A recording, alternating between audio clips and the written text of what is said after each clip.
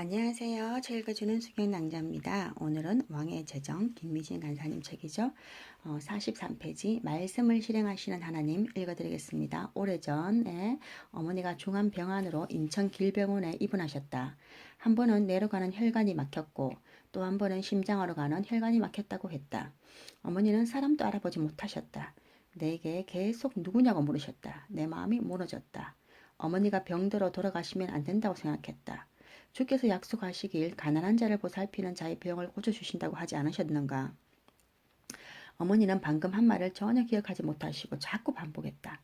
응급수술을 위해 급하게 6인실 병실에 입원한 어머니는 같은 병실에 입원한 앞 침대 할머니에게 말했다. 예수 믿으세요.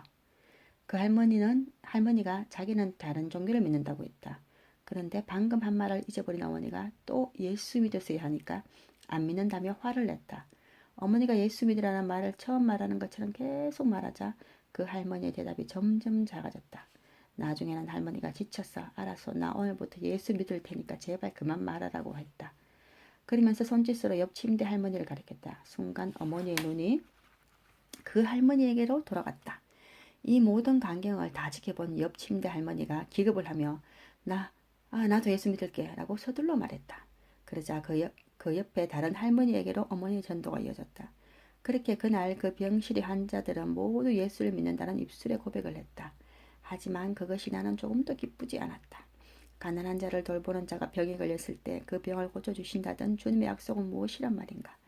하나님은 사람이 아니시니 거짓말을 하지 않으시고 인생이 아니시니 후회가 없으시도다.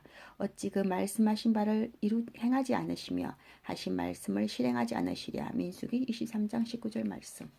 하나님은 사람처럼 약속을 취소하거나 변경하시는 분이 아니시다. 그 말씀하신 것을 반드시 실행하신다. 그런데 어머니는 이대로 돌아가셔야 한단 말인가. 이미 의사들은 수술해도 완치 가능성이 없다고 했다. 어쩌면 생명이 위험할 수 있다고 했다.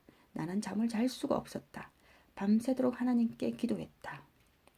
주여, 어머니에게 약속하신 시편 41편의 말씀대로 평생 가난한 자를 돌본 어머니의 병을 고쳐주시옵소서. 오늘 그 약속을 현실화시켜 주십시오. 집행해 주십시오. 오늘이 주께서 약속하신 말씀이 이루어짐으로 하나님께서 영광을 받으실 바로 그날입니다. 나는 간절히 기도했다. 새벽 5시가 되자 응급수술을 하기 위해 의사들이 분주하게 움직였다. 그때 어머니가 나를 보더니 말했다. 유진 엄마야, 너는 왜 병원에 있고 나는 왜 병원에 있느냐? 나는 깜짝 놀라 의사를 불렀고 의사가 와서 어머니에게 이것저것을 질문하더니 CT와 MRI 검사를 다시 해보자고 했다. 몇 시간 후 의사가 다시 와서 말했다.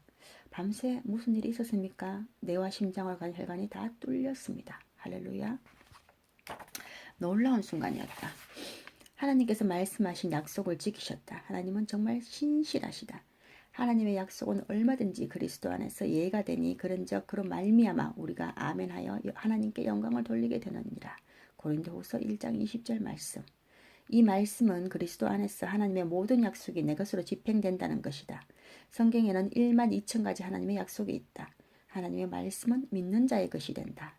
한 번은 이 간증을 서울 신정동의 열방교회에서 했는데 부목사님의 사모님 한 분이 강력하며 내게 오셨다. 그리고 흥분하여 말했다. 우리 아버지도 이 약속의 말씀으로 치유를 받으셨어요. 아버지는 폐암 말기였고 다른 곳으로 많이 전이된 상태여서 수술할 수 없었고 방사선 치료도 할 수 없는 상태였어요. 그런데 시편 41편의 약속의 말씀으로 모든 가족들이 기도하며 주님의 얼굴을 구했어요. 그 후에 모든 암이 흔적도 없이 사라졌고 지금 18년째 건강하게 살아계십니다. 그 기록이 지금 또 순천향 병원에 있어요. 살아계신 하나님은 신실하시다. 할렐루야. 내 포도원의 열매를 다 따지 말며 내 포도원에 떨어진 열매도 줍지 말고 가난한 사람과 그리민을 위하여 버려두라. 나는 너희의 하나님 여호와이니라. 레위기 19장 10절 말씀. 너희 땅에 곡물을 벨 때에 밥 모퉁이까지 다 베지 말며 떨어진 것을 줍지 말고 그것을 가난한 자와 거류민을 위하여 남겨두라. 나는 너희의 하나님 여호와이니라. 레위기 23장 22절 말씀. 고아와 가부와 객들은 보호자가 없다. 하나님께서 친히 그들의 보호자가 되어주신다. 아버지의 마음을 알고 아버지를 대신해서 가난한 자를 돕는 자를 주께서 축복하신다. 성경의 재물에 대한 말씀 약 3,009절 중 절반 이상이 가난한 자를 부탁하시는 말씀이다. 하나님의 계산법에 의하면 지극히 작은 자에게 냉수 한 그릇을 대접한 것을 주님이 받으신다는 것이다. 오늘 여기까지인데요. 말씀을 실행하신 하나님이시죠. 김미진 간사님 어머님께서 이게 내려가는 혈관도 막혔고 심장 가는 혈관 막혔으니까 사람을 알아보지 못하는 거죠. 치매죠, 치매 사실. 치매나 뭐 알츠하이머 이런 거겠죠, 그죠? 사람을 잘 알아보지 못하고 우리가 그 뭐라 하지? 치매하고 우리 뭐 깜빡깜빡 잊어버린 거 뭐라 하죠? 생각이 안 나지 갑자기. 하여튼 뭐 갑자기 왜 기억 안 나고 막 그런 거 있잖아요. 근데 치매는 자기가 했던 말 또 계속 반복하잖아요. 근데 우리가 막 망각을 많이 하잖아요. 건망증. 건망증과 치매의 차이점은 건망증은 했는 걸 잊어버리지만 다시 또 생각이 하면 생각나는 거지만 치매는 예를 들어서 이제 손에 이제 볼펜을 쥐고도 이게 뭐지? 이러면 치매를 하더라고요. 그러니까 잊어버린 거지. 이게 뭔지 잊어버리는 거는. 근데 건망증은 잊어버렸다 다시 생각나잖아요. 그 차이가 있다 하던데, 진짜 이렇게, 우리가 사실 주위에서도 많이 보잖아요. 기적, 그죠? 저는 엄마도 뭐 어디 아프셨는데 그때 부흥회 가셔갖고, 나으셨는 것도 봤거든요. 왜 목사님들 부흥회 하시다가, 어느 부위, 아픈 부위에 손대세요. 뭐, 부위에 손대세요. 막 이러잖아요. 그럼 그때 이제 나으신 분 많더라고요. 우리 교회 목사님도 귀에서 계속 이제 뭐 고름같이 이렇게 물이 흘렀는데 성경 말씀의 어느 구절에 보니까 이제 그게 그 근원이 말을지어다 하는 그런 구절이 있었대요. 지금 다 기억이 나지 않는데 그 말씀을 보면서 이 말씀 우리가 어떤 데는 그렇잖아요. 같은 성경 말씀은 오늘 읽을 때 틀리고 내일 읽을 때 틀리잖아요. 근데 그 말씀이 어느 날 나에게 레마의 말씀으로 하나님이 나에게 하시는 말씀으로 다가올 때 그걸 우리가 아멘으로 받아들이면 그 말씀이 내 것이 된다는 거죠. 그 미진 간사님도 어머님이 아프셨잖아요. 아프셨지만 어머님 평생을 뭐 했어요? 가부와 고아 객들 위해 노숙자 사역하고 봉사하셨잖아요. 근데 하나님께서 그런 자에게 질병을 고쳐주신다 했잖아요. 근데 그걸 다 있죠 사실은.